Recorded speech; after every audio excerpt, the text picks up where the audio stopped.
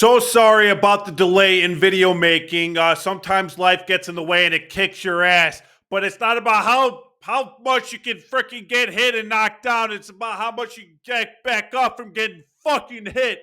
Whatever, dude. You guys got the gif. Welcome back to the Cubby Perspective. My name is Andrew. Not a podcast. I'm a perspective from the Cubby Perspective, a fan. Let's get into it.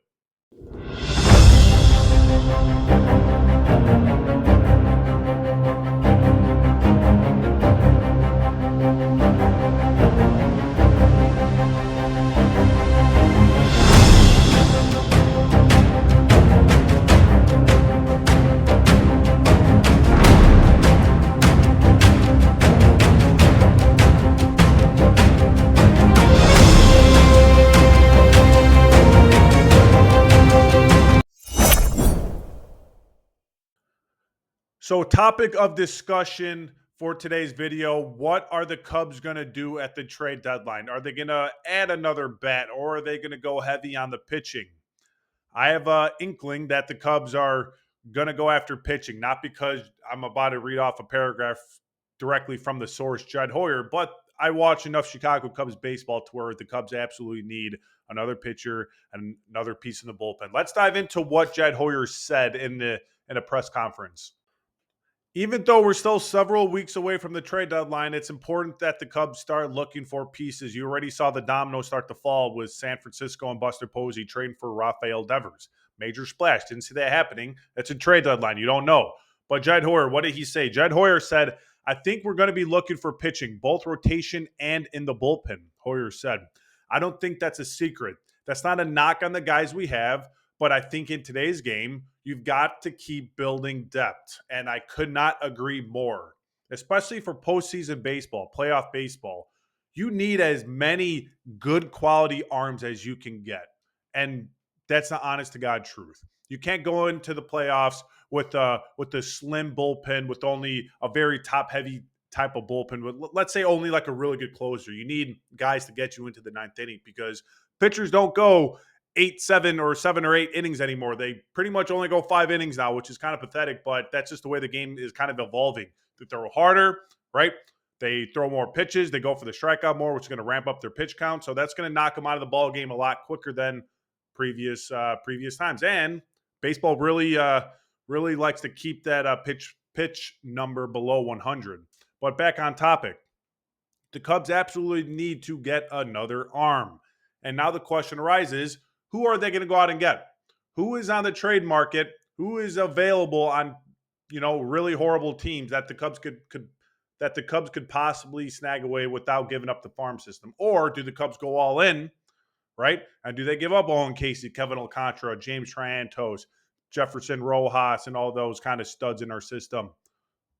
Let's talk about it. But right before we talk about who's available for a trade or even a signing, who knows, let's talk about the current state of the pitching staff, right? And just a quick rundown. I'm not going to do a deep dive into every single pitcher like I usually do. It's just going to be a quick overview, right? So everyone knows Justin Steele is hurt for the entire duration of the season. He only pitched in 4 games, right? So the Cubs didn't get much out of him at all. They're still staying afloat. They're still doing pretty well. They could be doing better, but they're doing pretty well. So, the Cubs lost out on Justin Steele. Javier Assad, who knows what the hell happened to that guy, was looking like he was about to make his return, but had a major setback. It was a pair of oblique injuries. I didn't know that. So he's going to be gone for probably the entire season because oblique injuries are miserable. They truly are. If you have an oblique injury, you have no clue when you're going to come back. Even when you think you're healthy, you could easily re-aggravate it. So you literally just have to wait. That's what you got to do. You just got to wait and wait a very long time for the, your body's 100% at that point because you could easily re-aggravate it, like I said. So Javier Assad, I don't expect to see him back. Shota Imanaga with a hamstring strain, right? That happened on May 4th. Hamstring strains are also pretty bad. And what's annoying about Shota Imanaga's hamstring strain is the start before that, he already kind of was he already slightly tweaked his hamstring, and the Cubs, instead of playing the safe route, they instead, hey, let's just throw him out there in 4 or 5 days and have him start. But guess what? He destroyed his hamstring, so he's going to be gone for a little bit.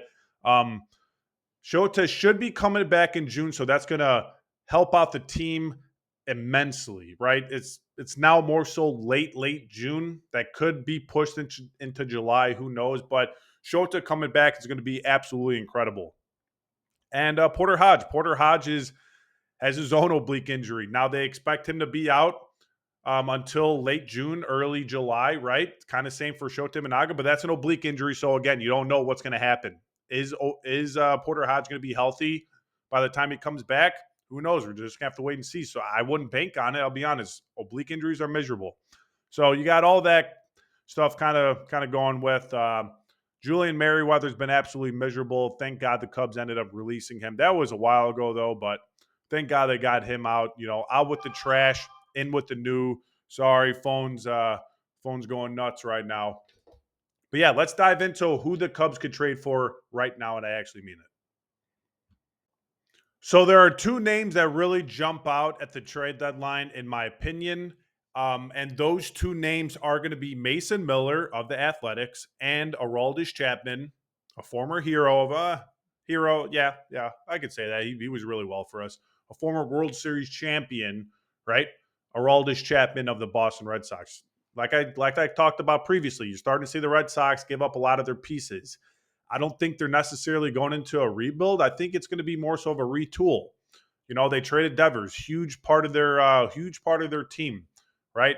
Now there's rumors going on that Jaron Duran is going to be shipped to San Diego in another blockbuster. So obviously there's something going on with the Red Sox to where they don't think that they could actually compete this year, and you're starting to see them sell off their pieces.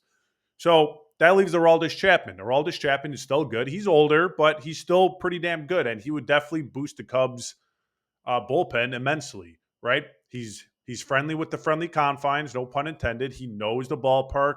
He knows the team and stuff like that. He knows the ownership. He has good relations with us.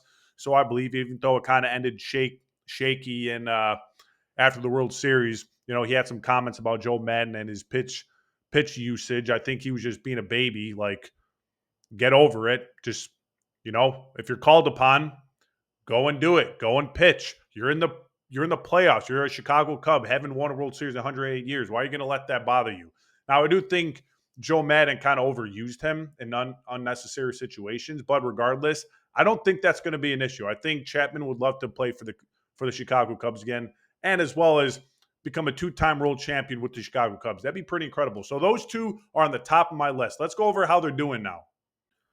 Starting off with Mason Miller. Mason Miller of the Athletics. Everyone knows Mason Miller is a very good quality piece in the bullpen. He's a young guy, flamethrower, very elite stuff, can locate his pitches well. But an issue with Mason Miller has been his health, right? He's been injured a lot the past few seasons, but that doesn't take away from his talent, right? Mason Miller would definitely cost a lot more than Aroldis Chapman, and I mean a lot. That's the type of pitcher where he has a lot of years left, and he's not making that much money. So it's a team-friendly deal, no doubts, which means you're going to have to give up some premier prospects, especially with an athletic team who's in the process of trying to be competitive again because their new ballpark and new stadium, right, in 2027 or 2028, whenever that's coming out. But Mason Miller on this season, 26 and a third innings pitched, a win, 2 losses, 14 saves, 45 strikeouts. Now his ERA is kind of inflated, a 5.13, right? It's kind of high, but I would expect that to be a lot better with the Chicago Cubs. Far better defense, much better team. Confidence is probably going to go up the roof if you do go on a team like the Chicago Cubs. And a 1.22 whip. So his whip is actually pretty good, but he is giving up the long ball, right? Which he hasn't really in the past. But I still think Mason Miller is a very top quality arm that the Cubs absolutely need and would pay dividends for this team, especially late in the playoffs. You got Mason Miller in the eighth, right? Eighth or ninth inning. Probably more so eighth inning at this point because Daniel Palencia has been incredible for the Cubs.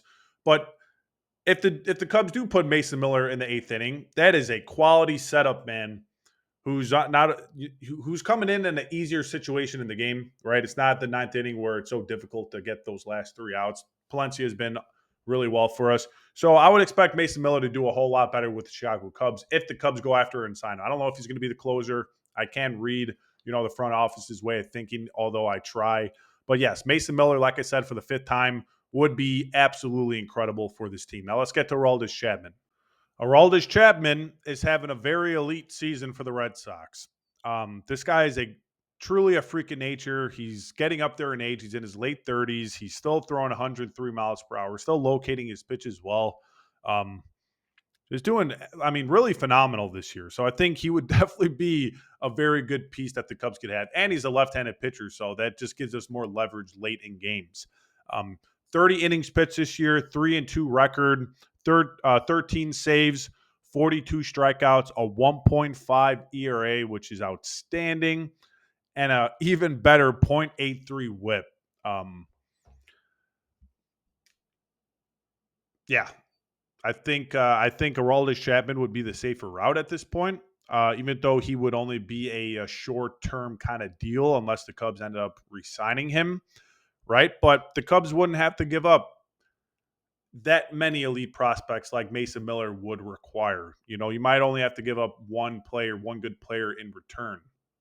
So that might be the safer option. But the argument kind of stands that if you have to give up a guy in your top five to get Chapman, which I don't think would be the case, but it could possibly be, who knows? You might as well use that piece to just get Mason Miller when you're going to have 4 or 5 more years of Mason Miller, right? And cheap dollar amount. You're not going to be paying him a lot, but nonetheless, I think both of these arms would be absolutely very crucial to this Cubs team. Hell, it'd be nice if somehow the Cubs got away with trading for both of them.